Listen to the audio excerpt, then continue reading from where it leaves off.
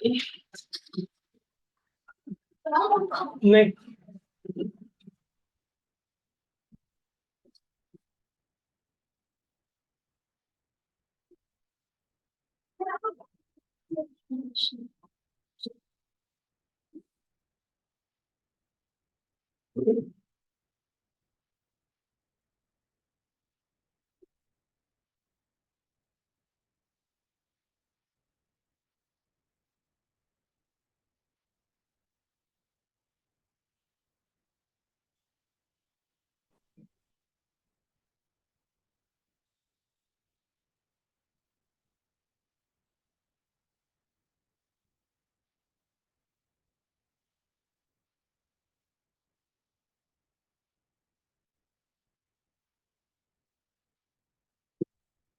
नमो अरिहंताणं, नमो सिद्धाणं, नमो आयर्याणं, नमो वज्रायाणं, नमो लोये सव्यसाहूनम्।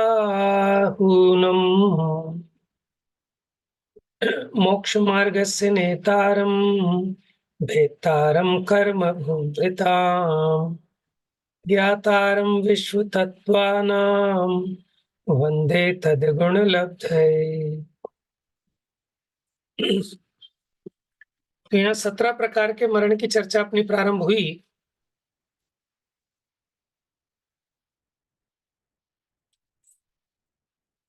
तो आबीची मरण माने प्रति समय घटने वाली आयु, इस अपेक्षा देखें तो प्रति समय जीव का मरण हो रहा है, उसको कहते हैं आबीची मरण। तद्भव मरण, वर्तमान भव का नाश होना, तद्भव मरण। अवधि मरण, वर्तमान भव के समान ही अगले भव का मरण होना अवधि मरण है। ये आपको भगवती आराधना में देख के बताएंगे क्या है इसमें। आद्यंत मरण, वर्तमान भव की स्थिति आदि के समान आगामी भव की आयु संबंधी स्थिति आदि नहीं होना।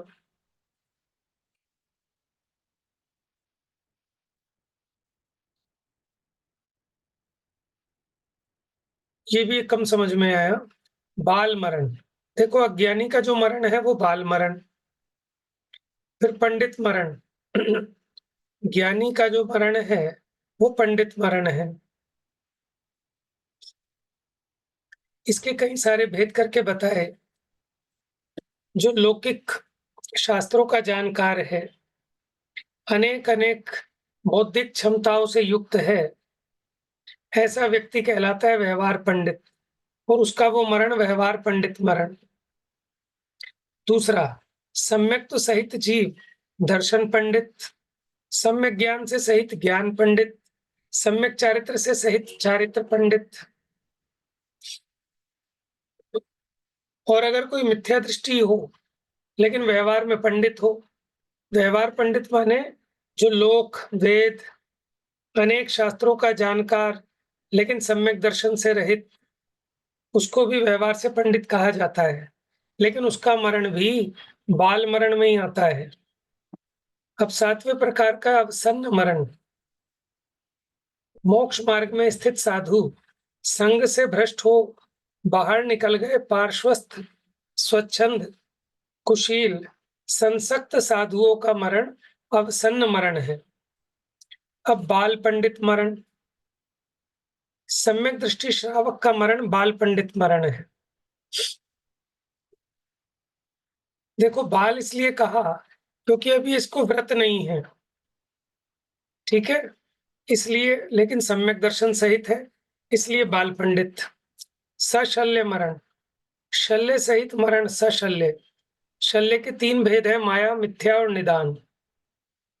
तो इन भावों से सहित संयमी, संयम संयमी और असंयमी, उनका भाव शल्य मरण है, भाव शल्य मरण है।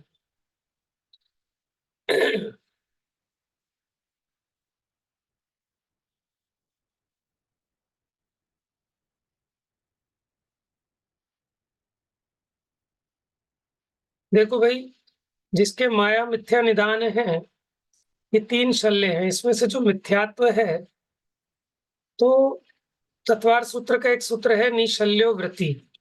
जो वृत्ति होता है वो शल्यों से रहित होता है। लेकिन सम्यक दृष्टि के भी ये मिथ्या तो चला ही जाता है, यद्यपि उसके निदान आदि हो सकते हैं, लेकिन मिथ्यात्व तो नहीं रहता उसके। तो यहाँ जो संयत संयता संयत असंयत कहा, ये बाहर की अपेक्षा समझना।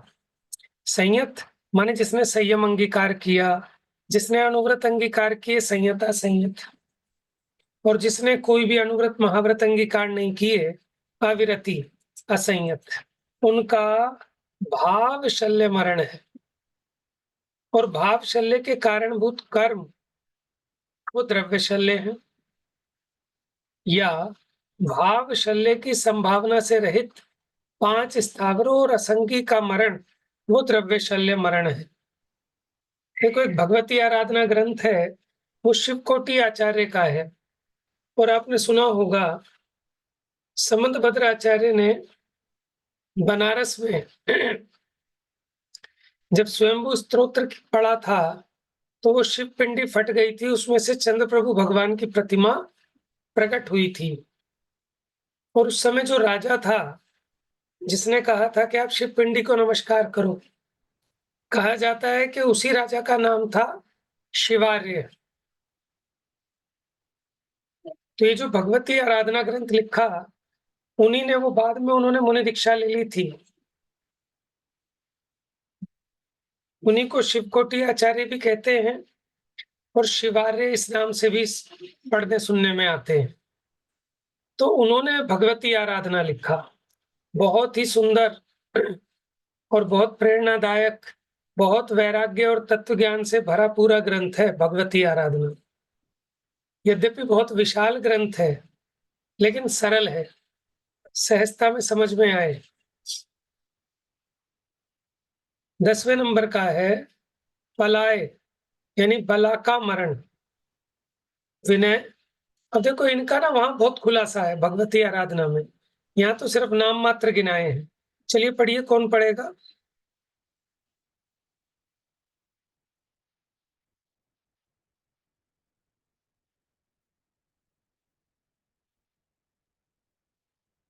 कोई उम्मीदवार नहीं है?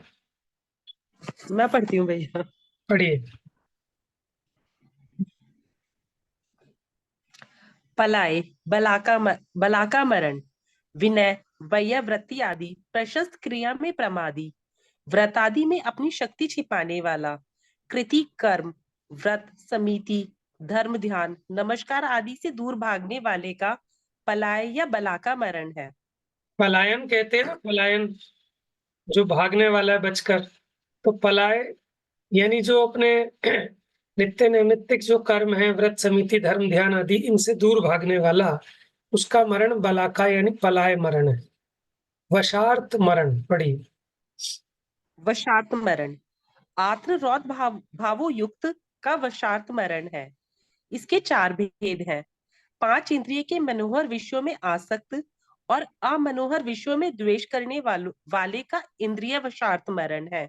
माने इंद्रियों के वश में 5 होकर जो मरण हुआ, वो इंद्रिय वशार्थ मरण है। 5 इंद्रिय की अपेक्षा इसके 5 भेद हैं।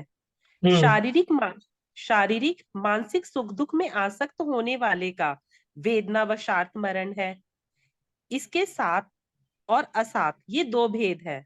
यानी साता और क्रो, असाता होता है एक तरह से। हाँ। क्रोधादि कषाय सहित का कषाय वशार्थ मरण है। इसके कषाय की अपेक्षा 4 भेद है। हास्य आदि 9 कषाय सहित का 9 कषाय वशार्थ मरण है।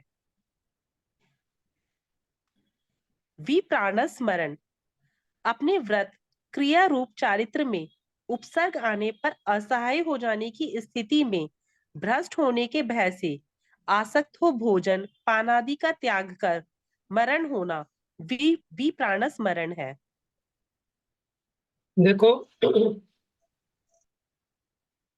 कि मैं कहीं भ्रष्ट ना हो जाऊं, इस वजह से भोजन पानी का त्याग करके मरण होना, ये विप्राणस मरण है। अगला है गृध्र पृष्ठ मरण। पढ़िए। उपयुक्त स्थिति में छुरी कटारी तलवार बर्छी आदि शस्त्र घातों द्वारा प्राणों का त्याग कर घृतप्रस्थ मरण है।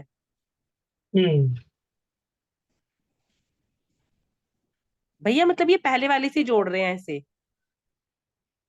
मतलब पहले वाले से किससे? नहीं नहीं, ऊपर वाले ये से। ये तो टाइप बता रहे हैं अलग अलग।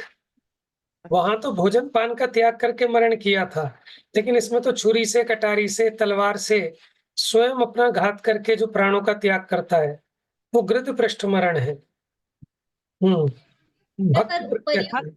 में लिखा हुआ है ना, उपर्युक्त स्थिति में लिखा हुआ है भैया। अच्छा, गृध पृष्ठ मरण उपर्युक्त स्थिति में, मतलब अगर इसी में, अगर वो ऐसे छुरी कटारी आदि से प्राणों का घात करेगा तो गृध पृष्ठ मरण आएगा, और अगर भोजन पान आदि त्याग कर मरण करेगा तो विप्राण स्मरण आएगा। माने उपसर्ग आया, कहीं मैं भ्रष्ट ना हो जाऊं, इस भय से उसने भोजन पान आदि का त्याग कर दिया। ठीक है, इसलिए हाँ, उपर्युक्त स्थिति में माने ऐसे अपने व्रत क्रिया रूप चारित्र में उपसर्ग आने पर ऐसा हो जाने की स्थिति में भ्रष्ट होने के भय से, इसमें एक शब्द भी डाला, आसक्त हो, भोजन पान आदि का त्याग कर मरण होना। तो इसमें विशेष खुलासा है नहीं, तो इसको हम अलग से ले लेंगे उसमें से कभी। चलिए आगे, भक्त प्रत्याख्यान मरण। भक्त प्रत्याख्यान मरण, यथा संभव क्रम क्रम से आहार पान के त्याग पूर्वक मरण होना भक्त प्रत्याख्यान मरण है। हम्म इंगिनी मरण, संन्यास के समय अपनी टहल या सेवा शुश्रूषा आदि स्वयं ही करें, अन्य से वैयावृत्ति नहीं कराना, इस विधि से प्राणों का त्याग इंगिनी मरण है। देखो, मैंने इसमें क्या कि किसी दूसरे से अपनी सेवा टहल नहीं कराते, अपने आप तो अपनी सेवा टहल कर लेंगे, लेकिन किसी दूसरे से अपनी सेवा शुश्रूषा नहीं कराएंगे। तो इस विधि से जो प्राणों का त्याग होता है वो इंगिनी मरण है। फिर है प्रायोपगमन। जैसे उस हाथी का जो समाधि मरण हुआ था वो प्रायोपगमन मरण था। पढ़िए जरा। समाधि के समय दूसरों से भी वैयावृत्ति नहीं कराना, स्वयं भी अपनी टहल नहीं करना, काष्ठ की लकड़ी के समान खड़े होकर, मृतक शरीर के समान पड़कर, काष्ठ पाषाण आदि की मूर्ति के समान बैठकर, अविचल रहते हुए प्राणों का त्याग करना प्रायोपगमन मरण है। देखिए, जितने भी त्रियंश होते हैं, जैसे सिंह का जीव था, उसने मुनिराज का उपदेश सुना, ठीक है, उसने मांस छोड़ दिया, अब वो क्या खाएगा? अब उसके खाने लायक तो कुछ बचता ही नहीं है, तो इसलिए उनका तो फिर संन्यास मरण ही होता है ना। उसका तो फिर प्रायोपगमन मरण हुआ। अब अपनी क्या सेवा करेगा, और शेर की कौन सेवा करे? ठीक है, तो समता पूर्वक परिणामों को छोड़ा उसने। अंतिम है केवली मरण। पढ़िए। अरहंत केवली को मोक्ष की प्राप्ति होना केवली मरण है। पढ़िए।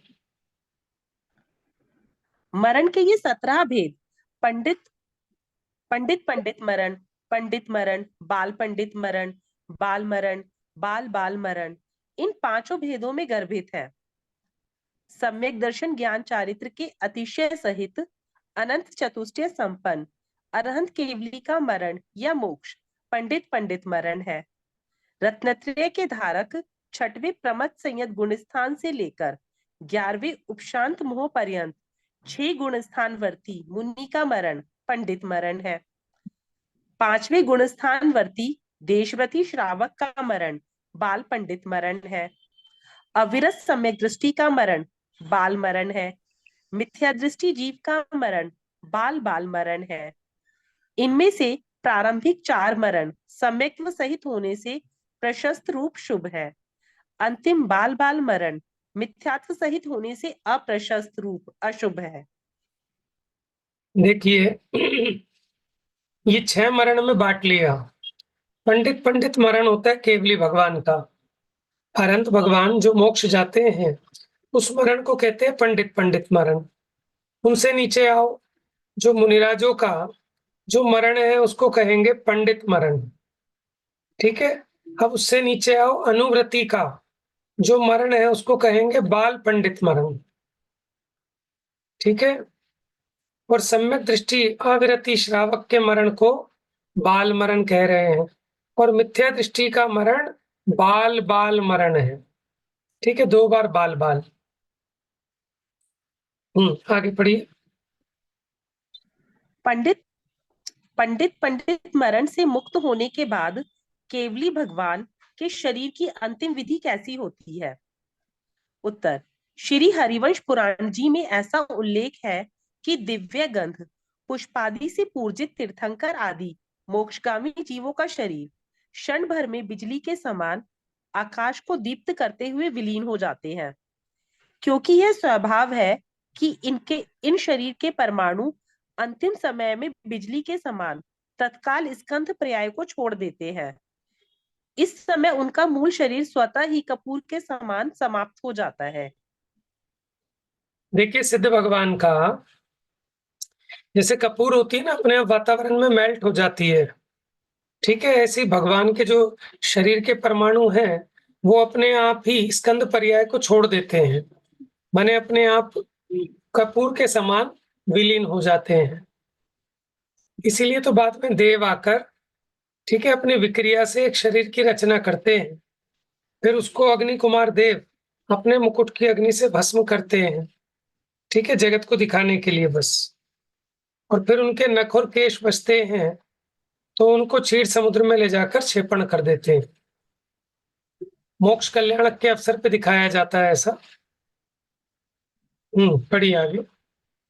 भैया जी। स्कंद पर्याय को छोड़ के सिंगल सिंगल परमाणु हो जाते होंगे, इसलिए फिर वो दिखते नहीं होंगे। देखो, कदाचित सिंगल भी ना हो, अनंत परमाणुओं का स्कंद भी जरूरी नहीं है कि हमारे ज्ञान का विषय बने, लेकिन उनका परिणमन स्थूल से सूक्ष्म रूप हो जाता है, ऐसा समझ लो। भैया, पर इसमें लिखा है ना कि स्कंद पर्याय को छोड़ देते हैं। देखो, स्कंद तो पूरे शरीर को भी स्कंद कहते हैं। ठीक है, 2 या 2 से अधिक परमाणुओं के मेल को स्कंद कहते हैं। तो अब कह नहीं सकते, इसमें दोनों ही बातें हो सकती हैं।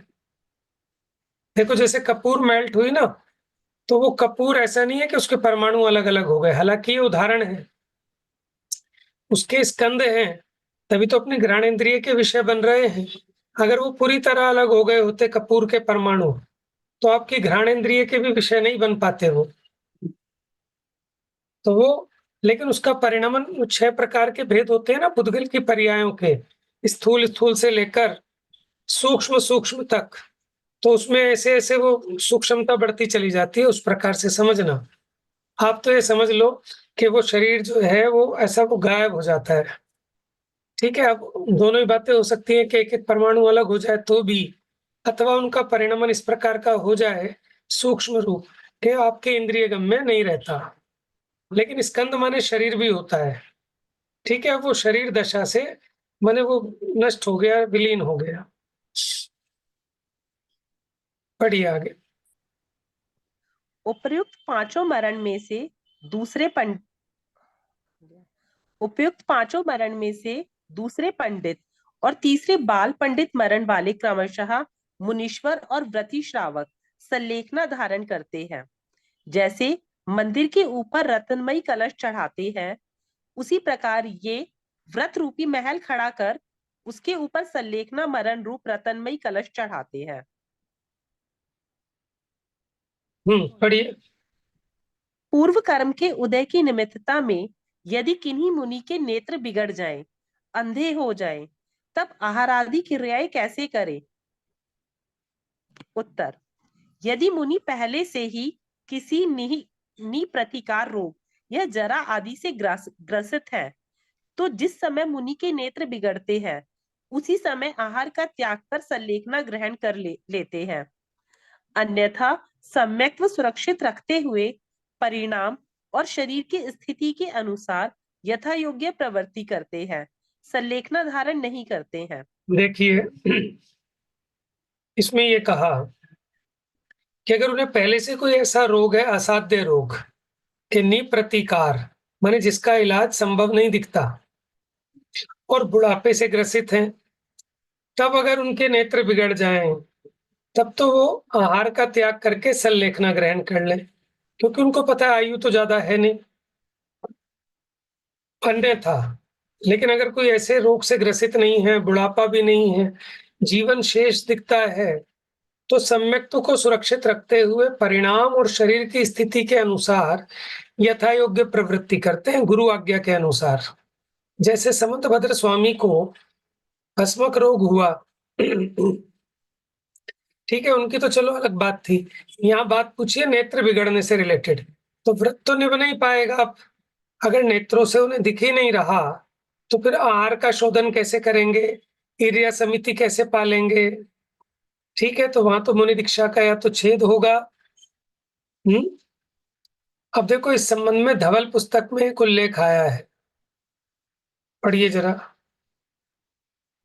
प्रश्न, संयम विनाश के भय से श्वासोच्छ्वास का निरोध कर मरण प्राप्त साधु का शरीर तयक्त शरीर के 3 भेदों में से किसमें गर्भित होता है? उत्तर, ऐसा शरीर तयक्त के किसी भी भेद में गर्भित नहीं हो सकता, क्योंकि इस प्रकार छोड़े शरीर को मंगलपना प्राप्त नहीं है। यद्यपि संयम रक्षार्थ संलेखना मरण को विप्राणस मरण कहा गया है, परंतु वह न अनुज्ञात है और न ही निषिद्ध, अतः इस संबंध में शाद्वाज शैली ही स्वीकार्य है। यद्यपि मुनि धर्म छोड़कर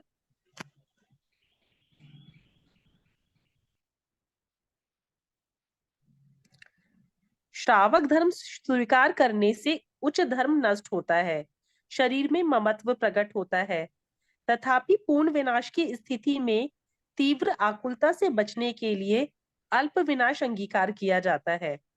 धर्म रंच मात्र भी सुरक्षित नहीं रह पाने की स्थिति में ही इच्छा पूर्वक विप्राण स्मरण स्वीकार किया जाता है। समझ गए? माने ऐसे बिना मतलब जब मर्जी आहार पानी छोड़ देना, ये भी योग्य नहीं है, क्योंकि फिर उसमें आत्मघात का दोष लगता है।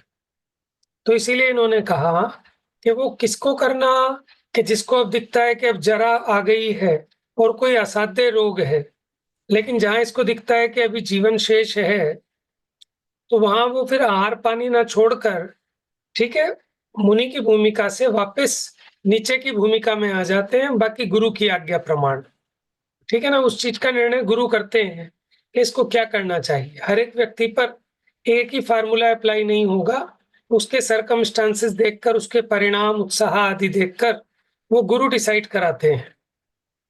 तो इसमें क्या कह रहे हैं, तो यहाँ ये कहना था कि अगर कोई अपने श्वासोच्छ्वास का निरोध कर, अपने आप ही अपनी श्वास को रोककर शरीर का त्याग कर दे, तो कहते भैया वो हमारे यहाँ धर्म के खाते में नहीं आएगा, ठीक है ना। तो वो कहते हैं हालांकि इसको विप्राण स्मरण कहा गया है, लेकिन वो ना तो अनुज्ञात है ना निषिद्ध है, इसके बारे में वो कुछ नहीं कहना चाह रहे, ठीक है, क्योंकि अनुज्ञात भली प्रकार से हमको ज्ञात भी नहीं है और निषेध भी नहीं है, तो इसलिए स्याद्वाद शैली ही स्वीकार्य है, जो अपेक्षा होगी केवली ने जैसा बताया वैसा। यद्यपि मुनि धर्म छोड़कर श्रावक धर्म अंगीकार करना, इससे ऊंचा धर्म नष्ट तो होता है, लेकिन पूर्ण विनाश होता जाने तो थोड़े को रख लेना चाहिए। तो इसलिए तीव्र आकुलता से बचने के लिए अल्प विनाश अंगीकार किया जाता है, और जहां ये दिखे कि धर्म रंच मात्र भी सुरक्षित नहीं रह पाएगा, तब तो फिर इच्छा पूर्वक देह का त्याग किया जाता है। आगे पढ़िए। रोग, जरा की अधिकता होने पर, महाघोर दुर्भिक्ष पड़ने पर, भोजन बिना प्राण नष्ट होने की स्थिति में, दुष्ट बैरी भील, मलेच, सिंह, व्याघ्र, रीछ, बघेरा, सर्प, बिच्छू आदि का उपसर्ग होने पर, प्राण नष्ट होने योग्य जल वृष्टि, पवन चलने पर, शीत, उष्ण, धूम, अग्नि आदि संबंधी प्राणनाशक उपसर्ग आ जाने पर, मिथ्यात्वी राजा द्वारा धर्म छुड़ाकर मिथ्यात्व में लगाए जाने पर, नदी समुद्र में नाव जहाज डूबता होने पर, किसी निर्जन वन में दिशा भूलकर भटक जाने पर, किसी असाध्य रोग की दिन प्रतिदिन वृद्धि होती जाने पर इत्यादि उपसर्गों में धर्म की रक्षा के लिए संलेखना पूर्वक देह त्याग देना चाहिए। देखिए, समता परिणामों में रहना यही धर्म की रक्षा है, क्योंकि समता भाव का नाम ही धर्म है। तो ये सारी कंडीशन वो हैं कि जब उपाय करने पर भी अब ये समझ में आ गया कि शरीर बचने वाला नहीं है, उस समय संलेखना अंगीकार करनी चाहिए। ठीक है ना? ये नहीं कि घर में झगड़ा हो गया और मैंने भोजन पान का त्याग कर दिया, तो ये तो आत्महत्या का दोष लगेगा। आगे पढ़िए। किसी विशिष्ट परिस्थिति में यदि ऐसा प्रतीत हो जाए कि अब किसी भी रूप में धर्म सुरक्षित नहीं रह सकता है, तो संलेखना धारण करने के लिए समस्त कुटुंब से ममत्व छोड़कर क्रमशः भोजन पान का त्याग करते हुए ऐसा विचार करे कि यह देह तो विनाशिक है, विनाशिक होने के कारण अवश्य विनष्ट होगी ही, करोड़ों प्रयत्नों से भी इसकी रक्षा करना संभव नहीं है।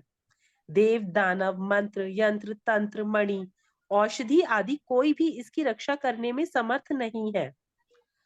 अभी तक अनंतानंत देह धारण कर कर छोड़ी है, परंतु यह रत्नत्रिय धर्म तो अनंत भव में कभी भी प्राप्त नहीं हुआ है। अतः अब मैं देह की ममता को छोड़कर रत्नत्रय को सुरक्षित रखने के लिए समाधि पूर्वक देह का त्याग करूंगा। यह निर्णय कर सर्वप्रथम पहले यदि किसी की जमीन जबरन दबा ली हो, धन छीना हो, तो उसे देकर प्रसन्न कर उससे क्षमा याचना करे।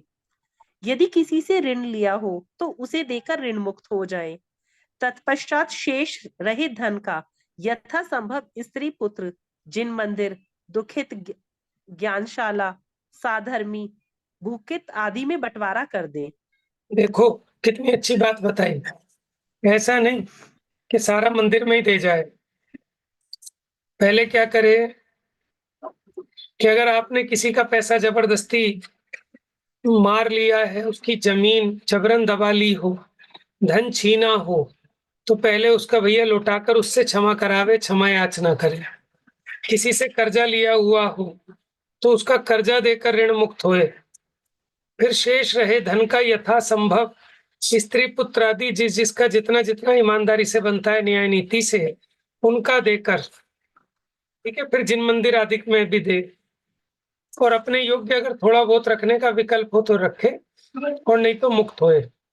देखो कई लोग ऐसा सोचते हैं कि मैं सारा मंदिर में दे जाऊंगा, अपने बच्चे को धमकी देते रहते हैं, ठीक है, सारा मंदिर में दे जाऊंगा, मंदिर में दे जाऊंगा, तो वो बच्चे मंदिर के बैरी हो जाते हैं। ठीक है ना? तो ऐसा काम भी नहीं करना।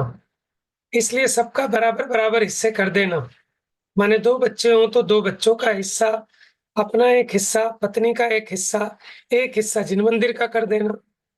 बाकी अपने परिणामों का उत्साह, परिस्थिति, ये सब देखकर। कई बार तो बच्चे ऐसे होते हैं, वही आपको कह दे कि हमारे लिए कुछ मत दो, आप तो सब मंदिर में दे के जाओ। ठीक है ना? तो ये तो अलग-अलग कंडीशन पर, सर्कमस्टेंसेस पर। लेकिन दुनिया का तो कर्जा देना हो और मंदिर में दान दे, तो निंदा का पात्र होगा। ठीक है ना? और अन्य लोग भी उससे बैर करेंगे, और इससे धर्म की प्रभावना नहीं, अप्रभावना होती है। देखो मुस्लिम लोगों में जो हज करने जाता है, तो उसका कुछ ऐसा नियम है कि उसके ऊपर कर्जा नहीं होना चाहिए। मतलब ये है कि पहले हज करने में खर्चा बहुत होता था, तो भैया वो खर्चा तब करना कि जब तुम कर्जे से मुक्त हो गए हो। तो ये बात तो सामान्य रूप से एक आम आदमी भी समझता है। और हम अगर अपने यहाँ ऐसा करें कि दुनिया का तो पैसा मार लें और मंदिर में दान दें, ठीक है, तो ये छलावा है। यद्यपि ऐसा आया कि अगर कोई गरीब व्यक्ति है, वो दान कैसे दे? कि गरीब को अगर 1 रोटी मिलती है ना, तो उसमें से 1 टुकड़ा तो दान दे सकता है ना। माने अगर कोई लाख रुपए कमाता है, तो वो 10,000 रुपए का दान करता है। अब बेचारा अगर कोई 1,000 रुपए कमाए, वो कहाँ से दान करे? कि भैया वो 100 रुपए का दान करे, और जो 100 रुपए कमाता है, वो 10 रुपए का करे। 10 रुपए कमाने वाला 1 रुपए का करे। ठीक है, और कम से कम पूछा कि कितना दान करना चाहिए, तो उन्होंने कहा चौथा हिस्सा। ठीक है ना, चौथा हिस्सा दान में देना चाहिए। फिर कहीं कहीं ऐसा लिखा चौथा नहीं तो छठा, और मरे से मरा भी दे, ज्यादा ही बहुत ही कमजोर आदमी हो तो 10वां हिस्सा। उससे नीचे की बात कहीं नहीं आई। 10वां हिस्सा मतलब 10%। माने अगर 1 लाख रुपया कमाए तो कम से कम भी दे, सबसे सस्ते वाला तो 10,000 रुपया। 10 लाख कमाए तो 1 लाख। क्यों? दान क्यों देना?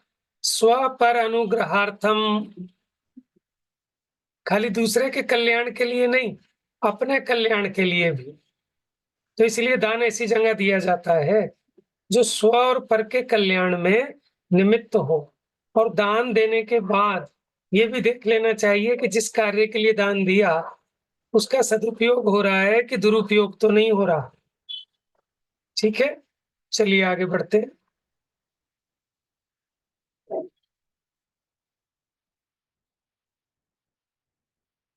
भैया, जी। भैया ये बात मेरे को ना थोड़ी समझ सी नहीं आई दान वाली, कि जैसे मान लो हम दान कहाँ देंगे, ज्यादा से ज्यादा मंदिरों में दे देंगे। मंदिरों में ही तो देते हैं हम दान। लेकिन मंदिरों में तो मैं देखती हूँ कि एफडी पे एफडी, एफडी पे एफडी हो रही है। और मंदिरों में भी मैंने तो देख रही हूँ कोई सदुपयोग हो नहीं रहा, मतलब बहुत सारे मंदिरों में। जैसे मैं अपने सूरत मंदिर में ही देखती हूँ कि बस कितने सालों से देखे जा रही हूँ, इसे तोड़ इसे बना, इसे तोड़ इसे बना, इसे तोड़ इसे बना। तो समझ नहीं आता, मतलब क्या दान कैसे दें और कहाँ दें। देखो, दान दान कैसे दिया जाता है, वो आपकी बात बिल्कुल ठीक है। वो तो वहाँ योग्य ही नहीं है। हमें तो ये देखना है कि कोई साधर्मी है, ठीक है, और उसकी धर्म आराधना में अड़चन पड़ रही है उसकी आजीविका की वजह से, तो वहाँ उसकी हेल्प करना। कोई त्यागी है, ठीक है, अब उन्हें किसी से कुछ मांगना ना पड़े तो उनकी व्यवस्था बना देना। कोई बालक है और जैन धर्म पढ़ना चाहता है, लेकिन घर की स्थिति अनुकूल नहीं है, तो उसको काम करना पड़ता है, तो वहां उसकी हेल्प कर देना। लेकिन ये हमें दान नहीं लगते। हमें तो दान वहां लगते हैं जहाँ शिलापट पे अपना नाम लिखा जाए, लोगों को पता चले। अब इस चीज में पता तो चलेगा नहीं, ठीक है ना। तो अब ये अपने को ध्यान देना होगा कि दान किस किस भावना से दिया जाता है। कि आप ये चाहते हो, आपको धर्म के प्रति अनुराग है, तो आप ये चाहते हो कि मेरे पास तो पुण्य के उद्देश्य बहुत है, लेकिन अगर कोई व्यक्ति इस धर्म को धारण नहीं कर पा रहा, या इसकी वजह से, पैसे की वजह से उसके धर्म ध्यान में अड़चन आ रही है, उसके ज्यादा विकल्प बन रहे हैं, तो वहां उसका सदुपयोग करना। हाँ, वहां आपके परिणामों की भी उज्जवलता होती है, आपका हर्ष भी, माने आपका मन भी हर्षित होता है, और आपके धन का सदुपयोग होता है। अब आपको कहाँ मिलेंगे ऐसे, कि जब आप साधर्मियों की संगति करेंगे तब आपको ऐसे लोग दिखाई देंगे। जब हम साधर्मियों की संगति नहीं करेंगे तो हमें कैसे पता चलेगा? ठीक है ना। मैं भी सबसे अच्छा दान वो होता है कि जो आप अपने हाथ से डायरेक्ट यूज कर लो। आप कहीं गए तीर्थों पर या कहीं, आपको दिखा के कोई बहुत अच्छी परिणति और धर्म ध्यान में लगे हुए हैं, कोई त्यागी हैं, कोई ऐसे अणुव्रती हैं, अथवा कोई श्रावक हैं जिनके भाव बहुत अच्छे हैं, तो उनके लायक व्यवस्था कर देना जैसी अपनी सामर्थ्य हो। तो इस प्रकार से सदुपयोग करना चाहिए, और दान ऐसा देना चाहिए जो आपके दूसरे हाथ को भी पता नहीं चले। दान का तो तरीका यही होना चाहिए कि अगर सीधे हाथ से दान दिया तो उल्टे हाथ को भी ना पता हो। अब हम एक दान देते हैं, पूरे गांव में गा देंगे कि साहब हमने इसकी हेल्प की है, हमने इसकी हेल्प की है, तो उसके स्वाभिमान को कितनी हानि पहुंचेगी। ठीक है ना। हाँ जी, तो पूछिए। उसमें ये भी जरूरी नहीं है जैन हो, ये भी जरूरी नहीं है फिर क्यों हाँ, अरे कि देखो, वो जैन जैन। किसे कहते हैं? जैन किसे कहते हैं? जो जिन मार्ग का अनुसरण कर रहा हो, अपने यहाँ बहुत सारे ऐसे लोग हैं अजैन हैं, लेकिन जिन्होंने जैन धर्म अंगीकार किया है। ठीक है ना। देखो, अन्य मतियों की हम अभी चर्चा नहीं कर रहे। पता नहीं वो क्या करेंगे, कुमत का प्रचार करेंगे, मिथ्या मार्ग का पोषण करेंगे, हम तो उसकी बात कर रहे हैं जो सच्चे देव गुरु धर्म की जिसको श्रद्धा है। पर भैया जैसे किसी को सच्चे देव धर्म की श्रद्धा है, मान लिया अपना कोई साधर्मी है और उसकी हेल्प कर दी, चलो, तो एक तरह से उसको फिर एक भिखारी बनाना नहीं हुआ? मतलब एक बार तो कर दो, 2 बार कर दो, कहाँ तक, कब तक, मतलब फिर क्या उसका परिवार को ही अपना लो पूरा? देखो ये तो और मान आपको लो किसी, देखना पड़ेगा, ये तो आपको देखना पड़ेगा। कई बार क्या होता है, डूबते को तिनके का सहारा होता है। ये आपने सही बात कही। कईयों की आदत खराब हो जाती है। वो हाँ ये सोचते हैं कि वो उँगली पकड़ के पोछा पकड़ लेते हैं, फिर उनका फ़ोन आ जाएगा बिल्कुल, हर महीने, है ना? हाँ वही वही वही। तो ये तो अपने को देखना पड़ेगा। फिर उससे हम भी तो इतने सीधे नहीं है कि देते रहेंगे, हम भी हाथ जोड़ लेंगे। नहीं, फिर मेरा प्रश्न तो वो रह गया फिर, कि मान लो मैं अपने पैसों में से 10% निकाल रही हूँ, अब मेरा अमाउंट इतना हो गया कि वो मुझे दिख ही नहीं रहा कि मैं उसे सही जगह पे कहाँ लगाऊं। फिर तो वो यही चीज रह जाती है जो आपने कहा, शिलापट, कहीं मंदिर बन रहा है, कहीं कुछ हो रहा है, कहीं कुछ हो रहा है, वहीं पे ज्यादा पैसा खप सकता है और कहीं पे ज्यादा पैसा कहाँ नहीं, नहीं खपेगा? ऐसा नहीं है। देखो सबसे अच्छी बात तो ये है अगर पैसा बहुत इकट्ठा हो गया, तो आगे कमाने का त्याग कर दो। जो इकट्ठा हो गया वो अपने लिए रख लो, अपने को दान दे लो, इससे बढ़िया कोई दान नहीं है, ठीक वाह। है? लेकिन अगर नहीं रहा जाता उसके लिए ये बात है कि अपना राग नहीं टूट रहा कमाने का। तो इसलिए कि कम से कम ये पाप, कषाय ये सब करते हैं, कुछ तो अपनी धर्म बुद्धि बनी रहे और उनका समागम बना रहे ऐसे साधर्मियों का, ज्ञानियों का, त्यागियों का। ऐसी बात नहीं है। जब आप खोजेंगे ना तो आपको बहुत मिलेंगे और वो बेचारे माँगते थोड़े ही हैं। जो वाक़ई में पात्र हैं, वो तो माँगते नहीं, ठीक मांगते है? नहीं है, सही बात। ये तो हमें ही देखना पड़ता है किस तरह हम पहुँचा सकते हैं, कैसे हेल्प कर सकते हैं। देखो दीवान अमरचंद जी थे, तो आपने सुना होगा कि गेहूँ की बोरी में सोने की अशर्फियाँ छिपाकर और वेश बदल के छोड़ आते थे कि भई गाँव से भेजी है, किसने भेजी है? कि तुम्हारे चाचा के मामा, भाई के लड़के ने भेजी है बस। मामा ने भेजी है, ऐसे लिख देते थे, हाँ, मामा ने भेजी है। तो छोड़ आते थे ऐसे। तो ऐसा नहीं है, अभी हम देखते हैं इस मार्ग में बहुत हैं ऐसे लोग और वो दूसरा पक्ष भी आपका ठीक है, कि बेवकूफ़ भी नहीं बनना। तो वो तो 1-2 बार में पता लग जाता है व्यक्ति का। लेकिन कोई-कोई ऐसे होते हैं कि जीवन में सबके जीवन में उतार-चढ़ाव आते हैं। तो उस समय अगर उसको थोड़ा-सा भी हेल्प मिल जाए, तो वो बेचारा दलदल में डूबने से बच जाता है। और फिर देखो सबसे बड़ा दान ये है कि किसी रिक्शे वाले से झगड़ा नहीं करेंगे, ठीक है? किसी सब्जी वाले से कसाई नहीं करेंगे 1-2 रुपए के पीछे। आप समझ लेना दान के हिसाब में से काट लेना, तो अपने परिणामों को चाहे नहीं बिगड़ने देना। कि वो 10 रुपए के 50 मांग रहा हो। नहीं, नहीं, देखो ऐसा तो नहीं। लेकिन कई बार ऐसी आदत होती है ना हमारी 10 के 50 तो कौन माँगेगा? उसकी दुकान का कुछ बिकेगा ही नहीं। भैया खूब मांगते हैं, मैं बता रही हूँ ना, देखो, कभी कभार, वैसे तो मैं सूरजमल विहार मंदिर में जैसे आती हूँ पैदल ही जाती हूँ वैसे तो, और कभी ऐसा हो जाता है कि भाई कुछ थकान हो रही है या शरीर में कुछ है, मान लो रिक्शा कर ली, सूरजमल विहार मंदिर से हमारा घर, मतलब ये समझ लो पैदल में 5 मिनट में पहुंच जाती हूँ, तो रिक्शा में कितने, 2 मिनट में पहुंच गए।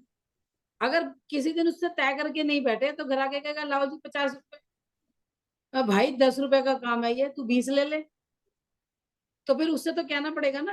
भई वो तो है ही जेन्युइन। अगर आपको पता है 10 रुपए सब लेते हैं, आप तो 20 दे रहे हो, ठीक है ना? हाँ, लेकिन अब आप वो नहीं ये माने, भाई मेरी गलती है, मैंने तय नहीं करा, मैं बिना तय करे बैठ गई, चल ठीक सही है। बात है। देखो लेकिन 10 के 20 तो दे दूंगी, 50 भी। अब तो आपको 100 भी देने पड़ेंगे। अगर आपने पहले नहीं ठहराए, फिर तो आपको 100 भी देने पड़ेंगे। अब हम अपने मन को अच्छा समझा लेना उसमें। आप ये सोच लो अच्छा, कषाय करने से क्या फ़ायदा? वो तो बेईमान है ही। लेकिन आप ये सोचो ना उससे झगड़ा करने में आपका कितनी बुद्धि खराब होगी। ये बात सही है आपकी। मंदिर में उपयोग भी नहीं लगेगा। आप सोचना आज ₹500 नहीं डालूँगी, 450 डाल दूँगी गुल्लक में।